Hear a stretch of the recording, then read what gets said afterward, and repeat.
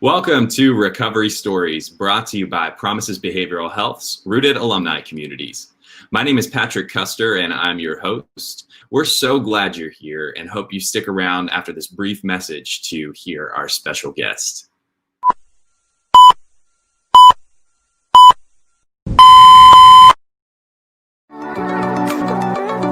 We are live.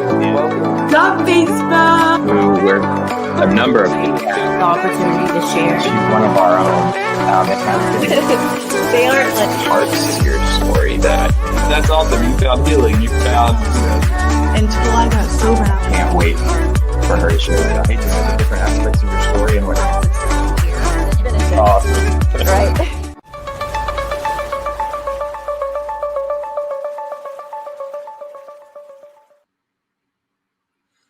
Hello, everyone, and welcome to Recovery Stories. We're so glad you're here today, whether you're listening across the country at one of our treatment locations, an alumni, a family member, no matter who you are. We're so glad that you're here today, and I know that you're going to get a lot out of our guest speaker.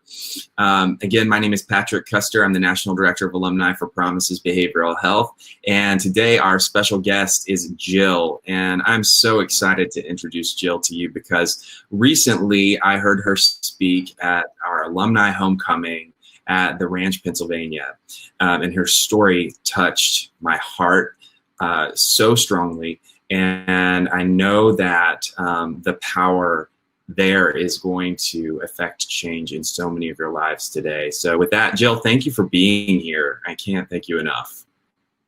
Well, thank you, Patrick. It feels good to be here, and welcome to all of the families and any of you guys that are, on your own journey with your own recovery. I love being able to share the experience and the story that my family has taken. So thank you for the opportunity. Absolutely. Well, the floor is yours. Okay. All right. So I'll start with, what it was like for me, even as a child. And so my dad was an alcoholic, wonderful man. And I loved him when he wasn't drinking, and I was scared of him when he was.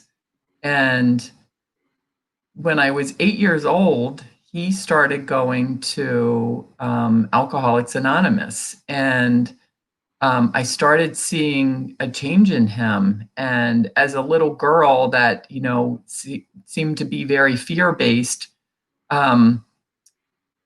because there were times when we were young that, my mom would ask him to take us out, to run errands while she was doing things on the weekends. And she didn't really know that, he would take us to the store. And this was actually back in the 60s. So to date myself, but we would get penny candy, that now costs like 50 cents probably. But and then he would go to a local bar, and my brother, my sister, and I, that would be our entertainment. That would be my friend, my bag of candy.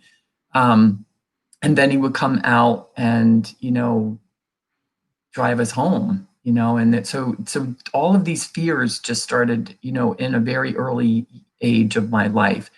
And so then he started going to, work a program for himself. And I started recognizing like, wow, now when we go out for errands, we're not stopping in at a bar. We're stopping in at a guy's house, a man's house that, is really friendly, and they have pets, and we get to play with their dogs, and, versus somebody coming over to our house that would be my dad's drinking buddy. And so there was a night in April, back in the late 60s, when my parents left. We had a babysitter, and they left to go to a meeting. And it was like a night where family could come, like spouses could come and be part of it. And so my mom and dad were in the backseat of the car, and another person from the program was driving, and he actually had his mother with him.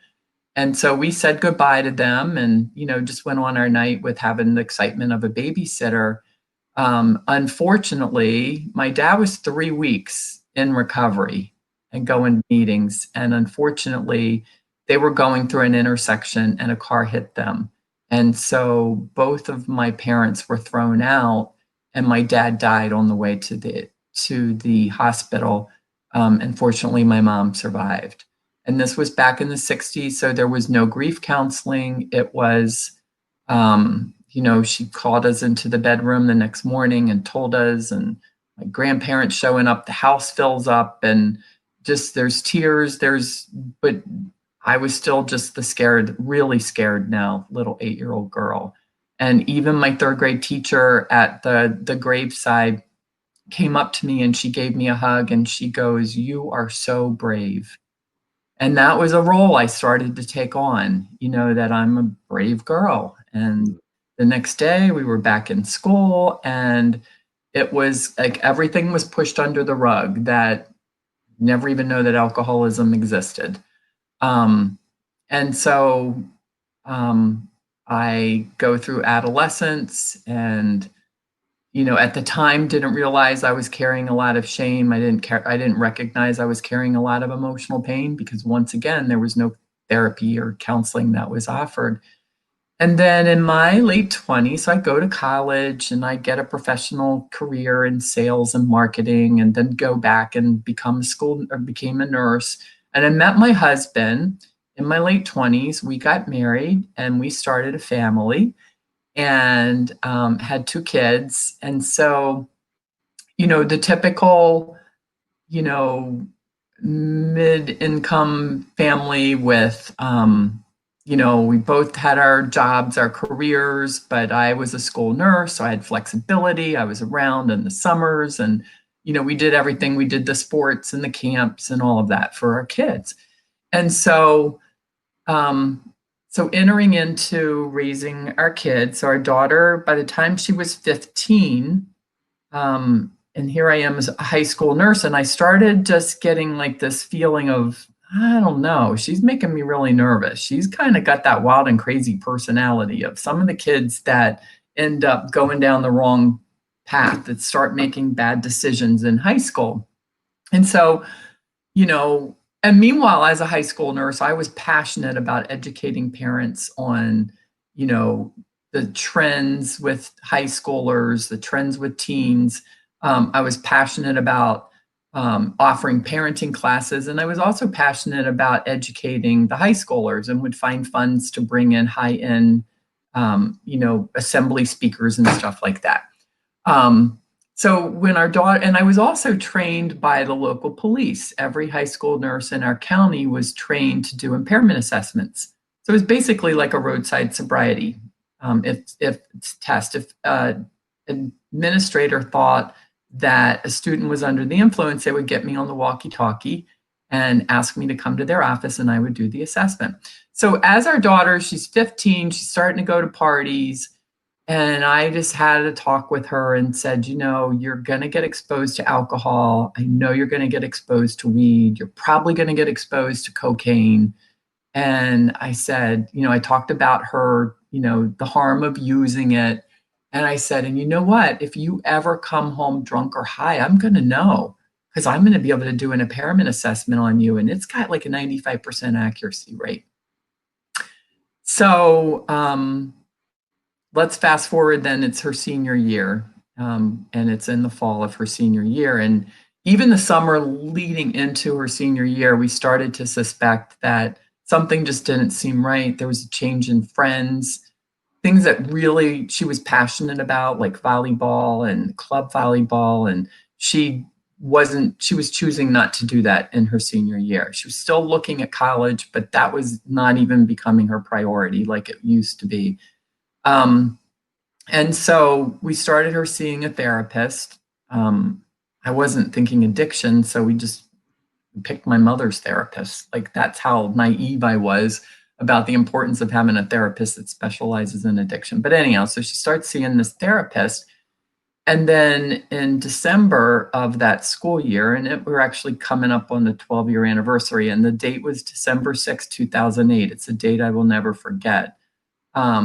because my morning started, I had started journaling because somebody told me that was a good thing to do, because I would share with people, we're really concerned with our daughter. I was thinking one of the reasons that I had her start seeing a therapist is I thought, I think she might have an eating disorder. She's losing a lot of weight. So she starts seeing this therapist, and on December 6th, I journaled that morning, and I just said, and I have a strong faith, and I journaled to my higher power, and I asked my higher power for an intervention for her because I didn't know what else to do. Mm. And I felt peace around that. And my husband comes down after having his quiet time, and I told him what happened. I'm like, I just asked for an intervention. And he's like, wow, that's interesting. Because he's like, I was in quiet prayer. And he said, I just heard this message of everything's going to be okay. I'm like, okay. So then some chaos started happening because we're going on about our morning, and our daughter had been at a friend's house. So she comes home, and in comes my husband and our daughter, and they're screaming and yelling. And I'm like, oh my gosh, now what's happened? I look at my husband, and he's like, she's wrecked her car again. And I said, well, this is crazy. You've already had 2 other accidents. Fortunately, they were never bad, but this one, like where she was injured or injured somebody else, but this one, the outside looked horrible. And she's like, well, just get out of my way. I've got to go to work. And I said, you know what? She was starting a new job. I said, you're not going to go to work. Call your boss and say, you're not coming in. You've been in a car accident, and we're going to talk about this. And so we go sit in the family room, and it was the screaming, the yelling, and what are you doing to your life? And you're throwing your life away. And she's crying. And finally, she just says, you know what? I have not slept all night. Could you please let me just go get some sleep, and let's talk about this, because this is going nowhere. And I said to her, you're right. And we celebrate Christmas. So we were going to go to a party that night. So my husband took our son, who was 12 at the time, and they went out to run some errands. Meanwhile, I called the therapist that she was seeing, and I said, I think we need an emergency family intervention. And I shared with her what happened. And she said, you know what? Don't tell your daughter I told you this, but you need to take her in for a drug test.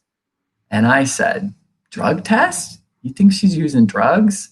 And she's like, don't tell her I told you this, but you need to take her in for a drug test. So I'm like, okay.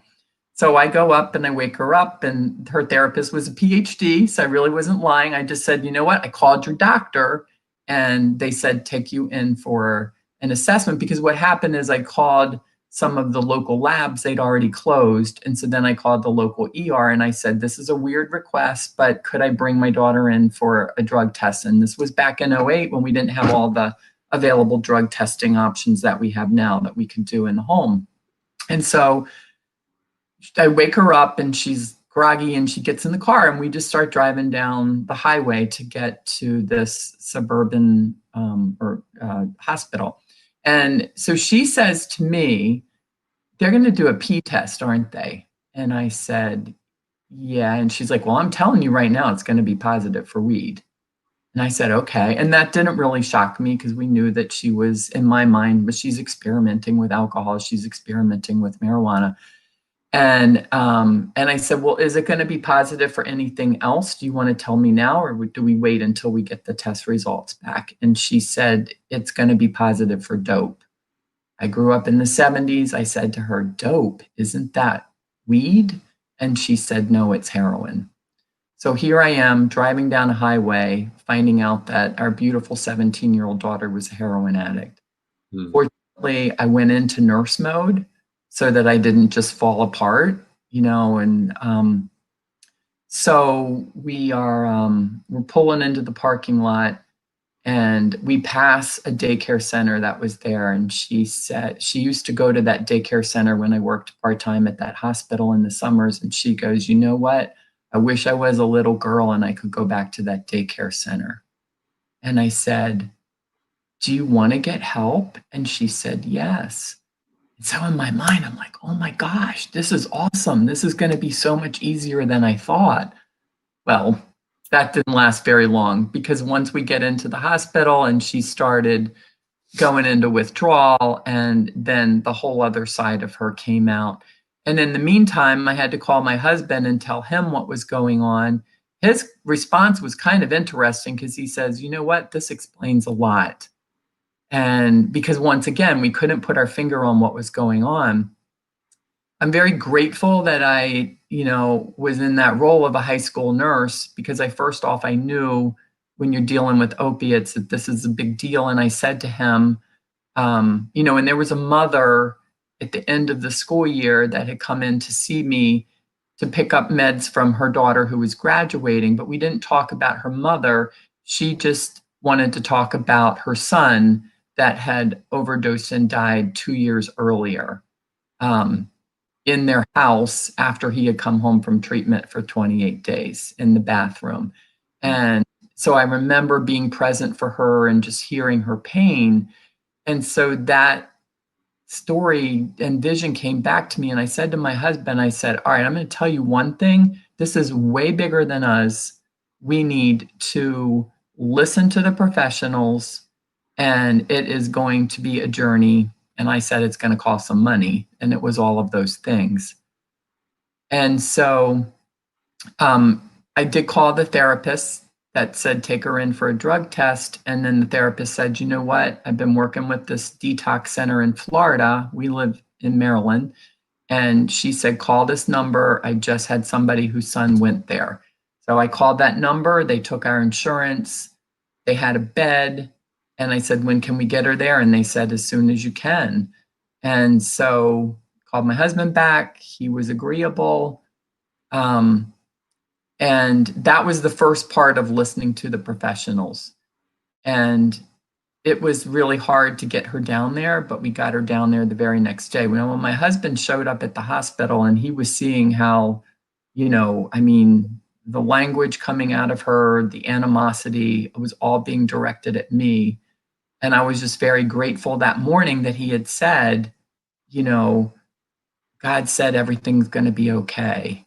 And I said, do you really feel like that? And he said, yeah. And so that was a gift. But I was also angry with my higher power because I'm like, is this the intervention? Because if it's the intervention to find out our daughter was a heroin addict, this is certainly not the intervention that I wanted. But I guess I just trusted the process. And so we got her down the treatment, and then we were right back on the plane, and we had to go through all of the emotions of what that entailed. And I'm sure families listening to this, what it's like, getting that news, finding out, and when I talk about this, it really shows that power of denial. And the one thing that I have learned is denial is what holds the whole, it's the glue that holds addiction together. Whether it's the family being in denial or their loved one being in denial that they even have a problem. So we got out of denial real fast. For our listeners, can you say that one more time? What did you say about okay.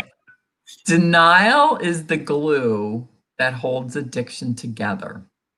And it can be either the denial of the family member of, it's really not that bad. Oh, it's just a phase. Oh, she's only 17. Everybody drinks and uses drugs. She's just, it's just the way society is.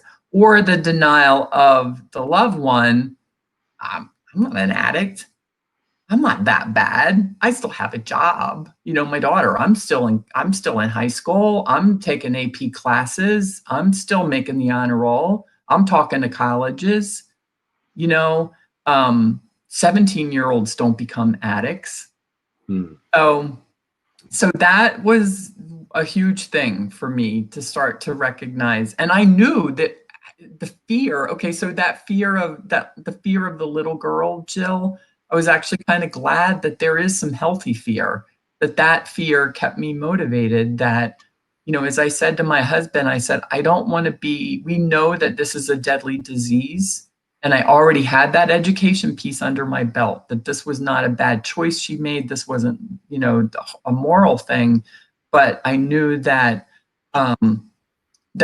if we didn't do what the professionals said, I did not want to be standing at her graveside saying, I wish we would have, we should have, we could have. Yeah. Because that conversation with the mom 2 years prior in my health suite, And my heart was going out to her. But what I heard was, I wish we would have, we should have, we could have. And so that was the job of the professionals to help keep us out of denial. So we get her down there, and then the therapist that she was seeing suggested that my husband and I start attending a 12-step program for families. And so I remember my very first day, and my husband couldn't join me because he was traveling for business, but I went. I was late. I had actually called my brother, and he works a 12-step program, and he was really coming alongside me, and I said, I'm driving down the road, and I'm like, I can't go to this meeting. I said, I had left school nursing in that spring as well to become a health coach, but I said, I can't. There's going to be parents there from the community that know me, and my brother said something that really helped me. He's like, you know what? You need to get over yourself. Everybody's there for a reason. And so that was helping to break down that ego and pride that I was here, and the shame of like, I want to look good. I don't want parents to think I've got a problem now with a daughter that's got an addiction. So when I went to that meeting, I heard a couple things that really helped me.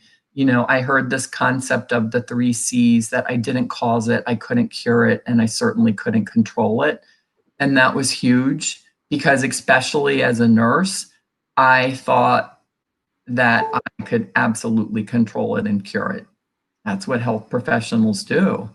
So that was good for me to hear. And then there was a lot of guilting and feeling shame that I had caused this, that I hadn't been around enough for her when she was a child. Maybe I put too much emphasis on my career. I was going through all of that. And so that freed me up. But there was that 4th C that I heard also, and it said that I could contribute to her disease.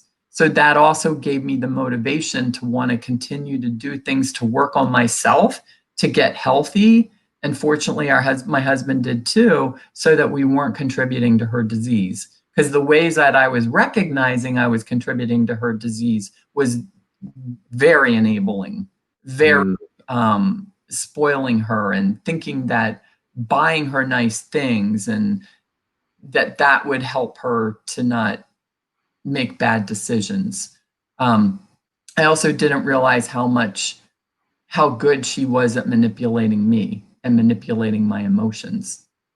And see, here was the thing. We were talking about earlier. Yeah. And one of the things that came up, because by the way, I started getting my own counseling. That was important for me. And so, you guys heard the beginning of my story about losing my dad when I was 8 years old. Okay. So when we started this journey with our daughter, I was 50. And I'm meeting with this therapist, and she said to me, I'm telling her about my dad and stuff. And she's like, I don't think you've grieved the death of your dad. And I said, what do you mean? I was 8 years old. I'm 50 years old now. And she's like, I don't think you've grieved the death of your dad. And so we started doing deep work there, and I had not grieved. And so that was important for me, because what that did is that freed me up to be able to do my own work. And it also freed me up with how I was parenting. And here's what I was doing. As a young girl and all through adolescence, there was a lot of emotional pain there. There was a lot of buried emotional pain that, of course, I didn't know was buried, and I didn't even know I had the emotional pain. And so I thought when I became a mother that my job, being a good parent, was to make sure my kids had no emotional pain, and that I was going to do everything I could to protect them from emotional pain. And I certainly tried to do that. If there was conflict with her girlfriends, I would be the one trying to smooth it out with the girlfriend's parents. School issues, I would be getting involved with the guidance counselor. Instead of, what I didn't realize, and this was a way I contributed to her disease, is that I wasn't allowing her to experience what emotional pain felt like while she was in the safety of our house. Because I didn't know, when she shares her story now, you guys can't see me because we're on video. I'm tall, I'm 6'2", and our daughter's 6 feet. So I was also trying to manage that as an adolescent in her because I felt so uncomfortable being a tall adolescent. I wanted to make sure she didn't feel tall. It didn't work because when she shares her story, and I remember the first time she shared her story, and I'm sitting there listening, I'm like, gosh, as much as I tried to manage that pain away for her, I couldn't do that. I don't have the power to do that. And that was part of why she started using in middle school because she felt so awkward.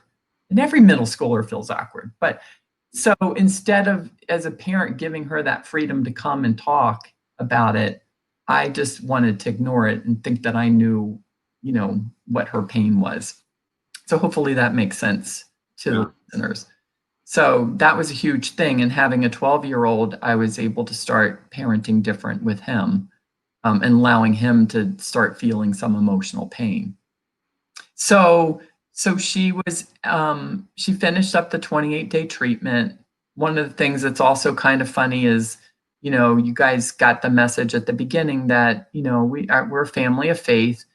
And so when I was a high school nurse, I thought that I could manipulate her into who her friends were going to be, and I wanted her to go to this one summer camp. And I used her getting her ear pierced. And it wasn't a normal piercing that you would go to Claire's boutique for. And, that was my way of contributing because I wanted her, I was trying to determine who her friends were going to be.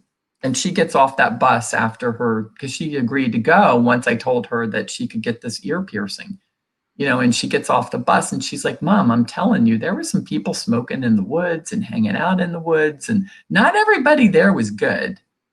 And then she's like, but let's go get the ear piercing, and then we had to go to a head shop to get the ear piercing. And so that all backfired. And so, but where I'm going with that is, when we go down to pick her up, she comes up to me and she's like, and you know what? I have a higher power. It's not your higher power.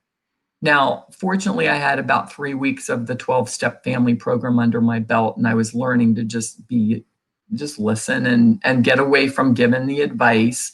And I said, wow, that's great. Who's your higher power? And she's like, Bob Marley. And I'm like, Bob Marley? But I didn't say anything. What I wanted to say was, he can't be your higher power. He smoked weed all the time. But I was able to I didn't even say Bob Marley. Remember, I was just able to just say, oh, that's good. But here's the interesting thing. It was a couple of years ago, we were talking and I brought that story up and I was joking about it. And she goes, Mom, you don't understand. I needed Bob Marley as my higher power then. And that was good. That I'm so glad that I wasn't making a comment about that. So we knew that, and then we also had to get through the holidays. I couldn't believe she wasn't able to come home, and holidays were a big deal at our house. But we listened to the professionals. They said don't inundate her with gifts, which is what we were so used to doing. And I sent her a pair of socks, and my husband sent her a devotional book. And I'm like, so when she shares her story now, she says, you know what, who sends somebody socks in Florida? And she said she traded them for cigarettes and threw the devotion away, so, but that also is when she started seeing, wow, they really mean business here, because she thought for sure we would be letting her come home for Christmas. She thought for sure, well, at least I'm not going to get to see them, but at least I'm going to wake up on Christmas Day and there's going to be a bunch of packages here for me to open up. Mm-hmm. The things that the therapist had told us is we needed to stop doing the dance and making it all about her. And we did. So after that 28-day program, they said, we knew that she wasn't going to be ready to come home. She was still an adolescent. We were fortunate that we found a place in Reading, Pennsylvania, that had an adolescent program, and it was a 90-day program. And so they had a lot of family programs there. And I know Promises does family programs, and I think that's awesome. I'm just want to put a plug in right now for families, any type of family programs or support groups that you're invited to. whether they're in treatment or if it's alumni based, just take advantage of it all, because that's where we also started getting some more healing and just that awareness of all of the unhealthy ways that we had been contributing. And that helped so much with even just setting boundaries. When I always thought a boundary was just you're grounded, and I learned that the boundary was about me. It wasn't about changing her behavior. The boundary was for my emotional safety, and that there is leverage that we could use. But anyhow, so if we would have listened to her at the end of the 90 days there, we would have let her come home. We even said to her therapist when we sat down to meet with them to talk about discharge planning, yes, it sounds like she's ready to come home. And the therapist said, no way. She is so not ready to come home. She's like, I guarantee you she's going to use. And so once again, we followed that, what we said at the very beginning, we were going to listen to the professionals.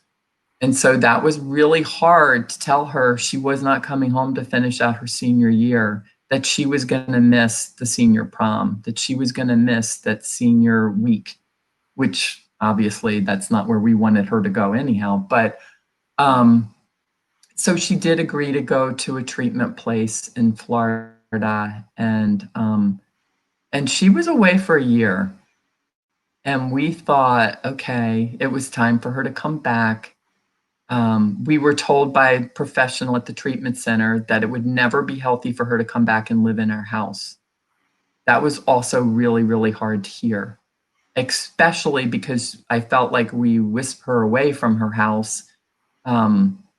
And then the fact that she was never going to come back and sleep in her bedroom again and stuff. And they said there would just be too many triggers, and that my husband and I, even though we were working a strong program, that we would get triggered and it would be too easy to fall back into old behaviors.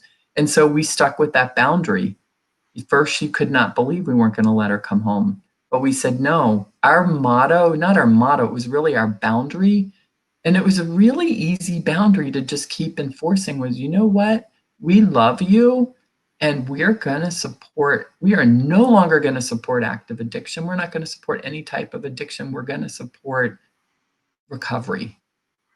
And recovery meant whatever the professionals were saying. And we told her, because then she did turn 18, when she was there. And we said, you know what? You can leave anytime you want. You're at choice.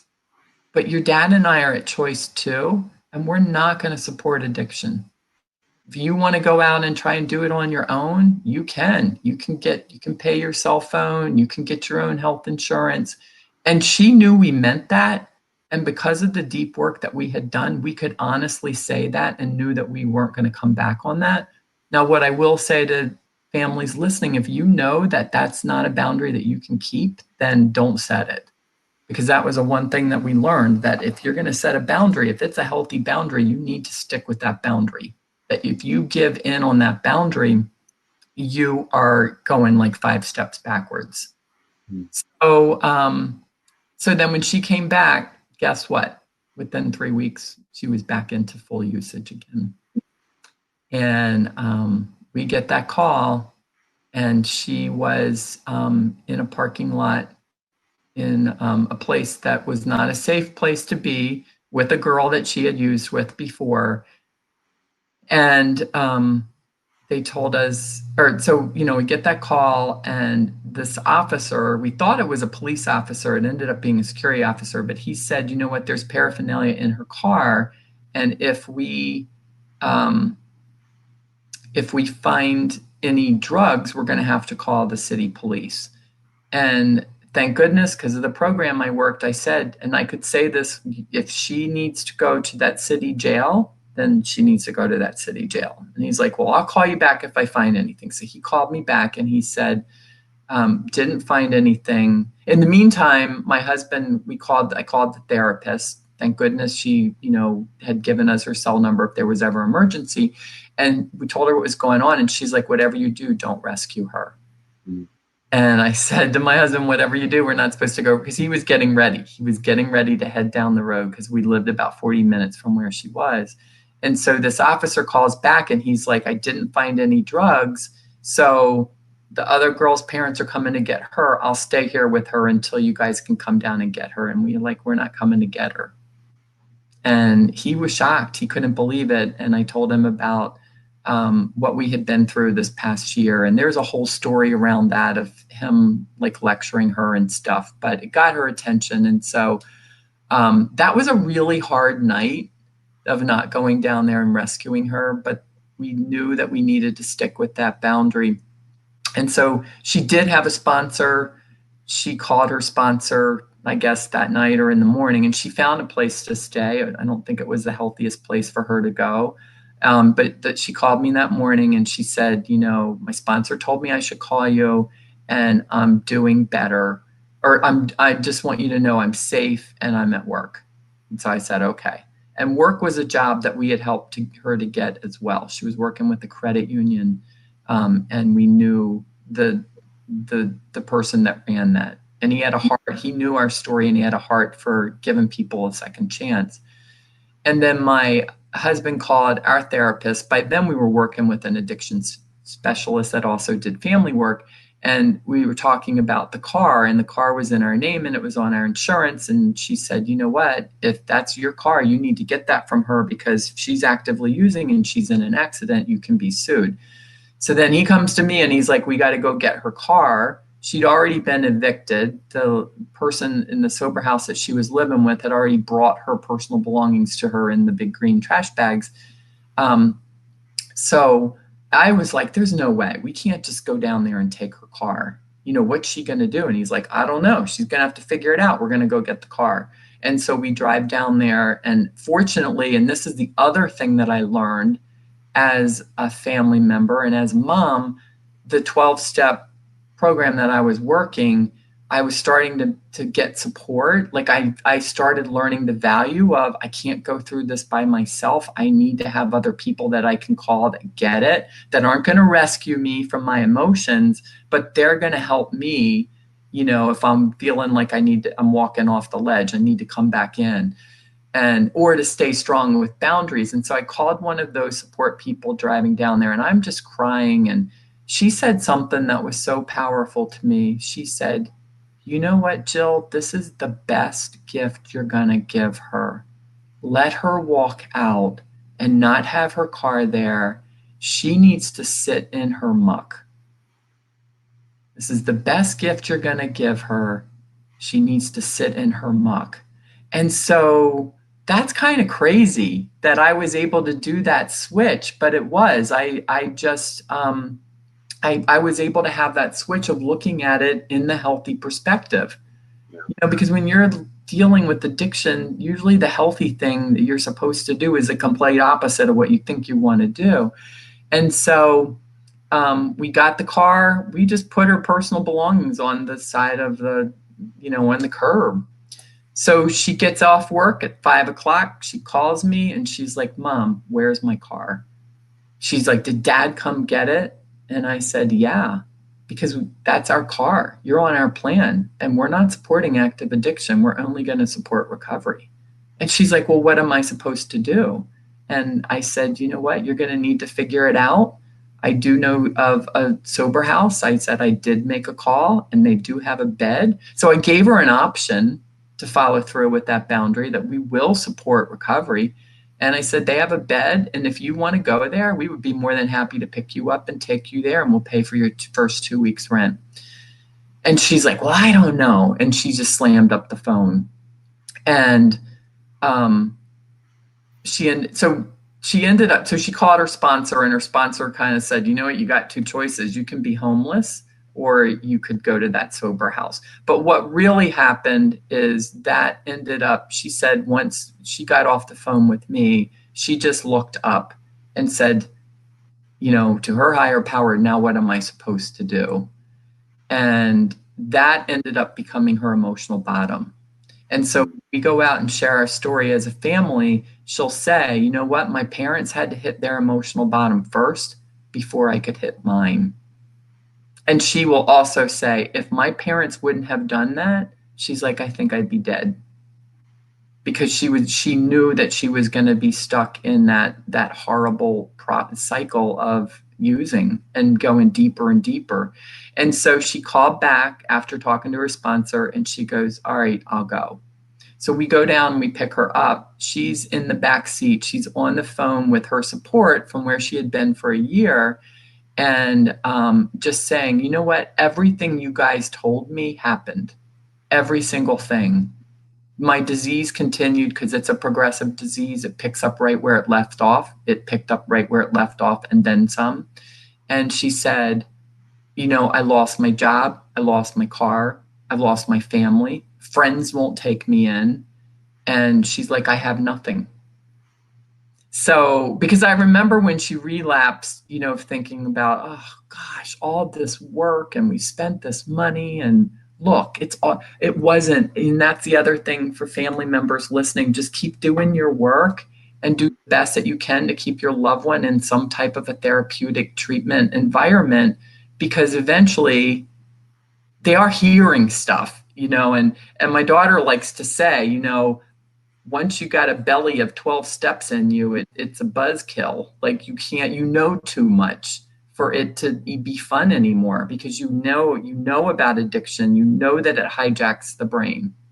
And so, so fortunately she did this sober house and she was able to get some scholarship money. And so she went back to Florida and she went back there with a different mindset that, you know what, everything I've tried doing hasn't worked. Let me just give it a try. If what they're saying doesn't work, then I can always go back to what I was doing before. And fortunately, you know, it stuck. The other part of my story, Patrick, that is that I'll just share might help somebody. When I was in the, you know, starting off in the 12-step program for families, I decided, well, you know what, my daughter's learning about the 12 steps, so I'm going to buy the 12-step workbook. And there was a 4th-step workbook, which is looking at your character defects and your character assets. So, and I don't need a sponsor. I don't even know if you need a sponsor in this program. I'll just work through it. And so week 1, I did step 1, step 2, step 3. It's now I'm in week 4 and I pull this book out that's talking about looking at your character defects and character flaws. The very first page talked about honesty. And I'm reading this page and I'm like, I can't do this work. I closed up the book. I slid it underneath the sofa. And what was underneath of that was I wasn't being honest about my own drinking. I knew that I drank more than I should. And because of going to the family programs, the treatment centers and stuff, I was starting to get a little worried because I could feel myself starting to slip on that slippery slope of could possibly go over onto the other side. And I was a very secretive drinker. I was very good at manipulating. It was wine primarily. So it's only wine. Wine's good for you. And it was social and, you know, all that stuff. So in a therapy session, I asked the therapist, you know, and there was a lot more to it, but it came up and I got kind of emotional, and I was not planning on even asking this question, but I just said, you know what, I don't know if I'm an alcoholic, because we were doing some work around like the family tree kind of work, you know, the family of origin work. And on my father's side, I was struggling with that because everybody was alcoholics, not on my mother's side. And I said, I don't know if I'm an alcoholic. And she goes, well, you know what? I can't answer that, but I would suggest you go to some open 12-step meetings. And so I reached out and I went to a women's meeting, and a woman was there sharing her 5-year anniversary. And just every share that I was hearing, I knew that I belonged there. And so I was able to, you know, and I also didn't want to I knew about dry drunks because I had seen that with another family member. And I learned what a dry drunk was. They were described with 3 words: restless, irritable, and discontent. And so I knew enough that I'm doing all this other work and I'm starting to show up different in my family's life. So now if I'm going to stop drinking, I don't want to show up restless, irritable, and discontent. because I had had a drink. I had had a glass between me and my relationships for 35 years. I had a really high bottom. And that was the other thing. When I called my brother and I said, you know, once again, he was already had a lot of years in a program.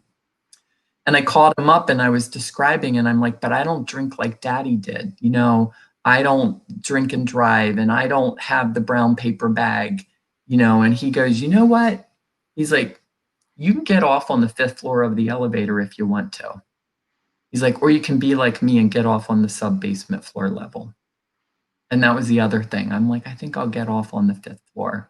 Yeah. So just another piece of doing that work. And then here was the beautiful thing. So when we were on a family session with our daughter when she was in treatment, this was part of her first year, I told her, you know, that I'm now getting honest about my own drinking. And the therapist said, so, you know, and she was shocked, but then the more she thought about it, she wasn't, you know, because of just how I would hide wine bottles in the refrigerator and stuff.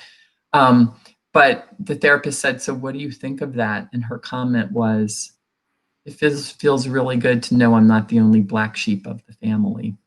Mm. And so I didn't know that she was feeling that way, that she was a black sheep of the family. So there's something beautiful that also helped with the healing of our family, because it is so much, addiction is a family disease, that, you know, she was getting healthy, I was getting healthy, my husband was getting healthy, and as a result, our 12-year-old was getting healthy too. So she went down and she got serious, started working the program, and then she was ready to come back 4 months later. Once again, she knew that she couldn't come live with us. She found a sober living house all on her own. She had kept her sponsor up here in Maryland, and she got serious about getting a home group and working her program. And then I had to work my program because, you know, she started dating, you know, and I'd heard about 13th stepping. You know, if you don't know what that is, family members, that's, you know, that first year of working the 12 steps, they encourage folks to not date and get in relationships, because it can, you know, you're still raw and you're still trying to figure out who you are. And then you got all the drama and the emotions that come along with relationships. So I would just listen to her when she called, and, you know, the first guy she was with didn't work out. And the second guy, it sounded like something special was there. And I'm happy to say, he's now our son-in-law. They're very happily married. And our daughter in April celebrated 10 years of uninterrupted sobriety. That's awesome. So she was 18 going on 19 when she got into full recovery. I also share that too, because I think a lot of times it's easy to think, you know, they're still too young. They still need to experiment more. And you know what, in today's world, and fentanyl wasn't what it is now, it's like there's you can't experiment that long. Nope. So, and she also owns a 12-bed women's sober living house, which is just amazing. And so she works with other women, and she's able to give back and provide services that were there for her. That's so cool. I love to hear that. And, you know, just in addition to hear the healthy transformation, the persistence that you as parents pursued through her struggles, I so often, you know, with parents I come in contact with, you know, hear a lot of the, you know, we went to a family program for a little bit, and, you know, we went for a day or two, you know, got a dose of what we feel like helped us.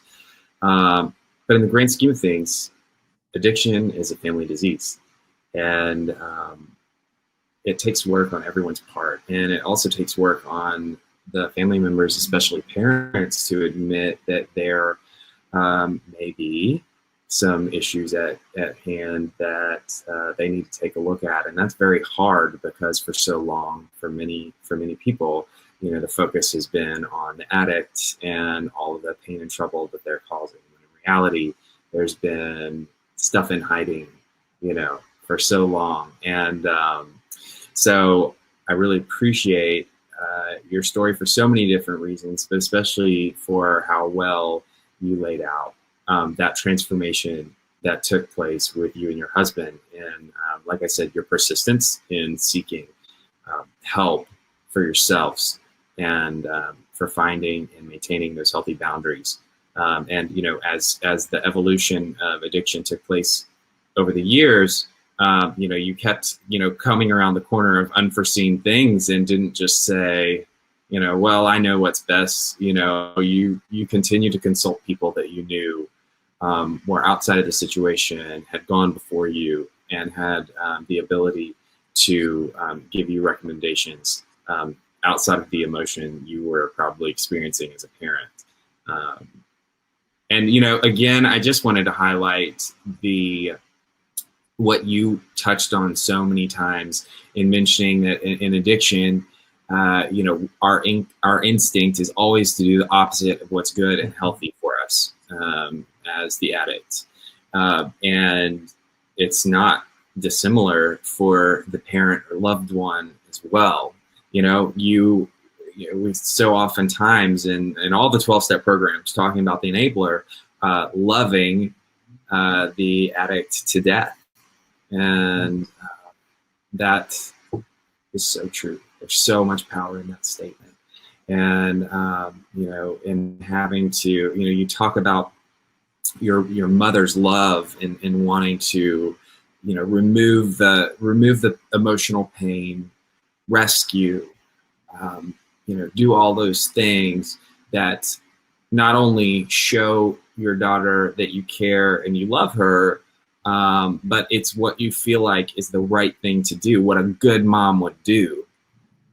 But it's the exact opposite in this situation. Yeah, Patrick, there's a dignity piece, that somebody had said to me, letting your daughter, she needs the dignity of being able to feel the consequences of her behavior. And I was so used to removing those consequences, but there's a dignity piece there, and that's where the resilience starts to set in. And they're not going to learn if you're always going in and rescuing, and if you're loving them to death. And also we know from addiction, if you listen to any addiction expert talk about what happens to the brain, that the neuropathways get hijacked. Okay, with anybody's using substance use, has substance use disorder, we also know the family's neuropathways get hijacked too. And especially the pleasure pathway. So just like, the loved one with the use disorder needs to be in some long-term, like that's why work in a 12-step program or whatever therapy or whatever is going. We know that disease just gets put into remission, but it's the same with the family. Like I still show up at my family 12-step meeting. I'm coming up on 12 years of because you know what? I can go back I like to be a rescuer.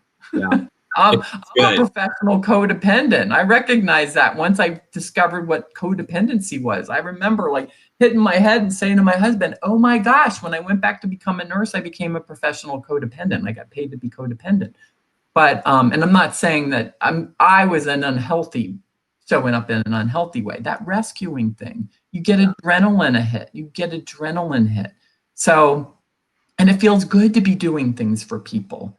But it's all about doing it in the right balance and giving your loved one the space so that they've got their journey and I have my journey.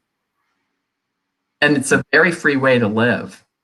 And the other thing, just that whole, restless, irritable discontent, a family member, if they're not doing their work, they're probably showing up in their loved one's life from a place of being restless, irritable discontent. And what I have found the opposite of that, when you do the work, you get to show up happy, joyous, and free. Oh, that's so good and so true. Wow. Thank you so much. Thank you so much for sharing all of this with us. Like I said, I truly believe your story is so powerful and going to be very impactful on so many people's lives.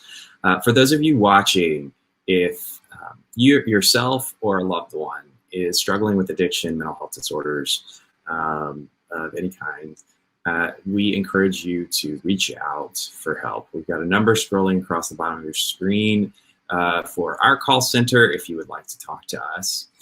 We'd be happy to help you.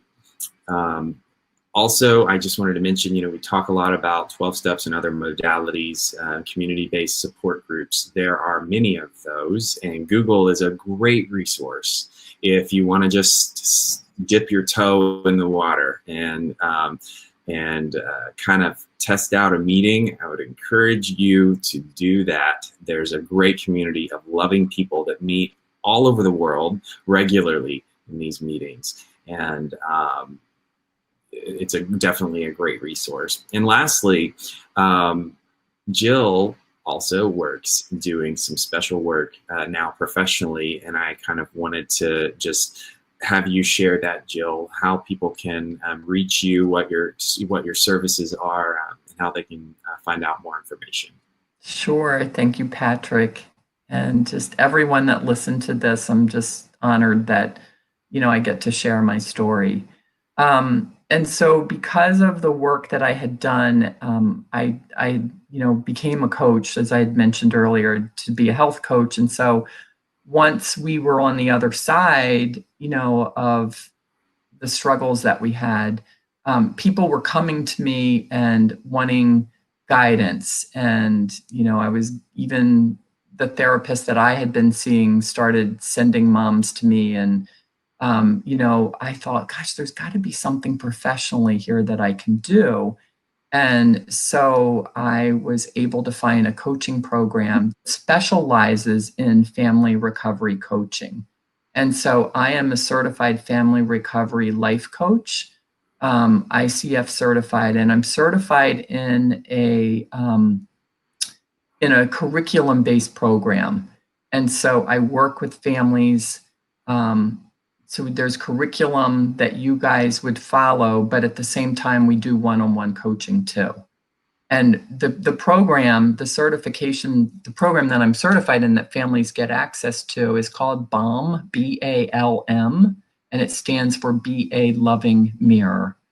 And if you want to find out more, you can go to my website, because we're really teaching you and giving you the tools of how to be the love and the peace that you wish to see in your loved one, but also the love and the peace that you wish to see in yourself, because we know what addiction can do. Sometimes you're not feeling any love anywhere.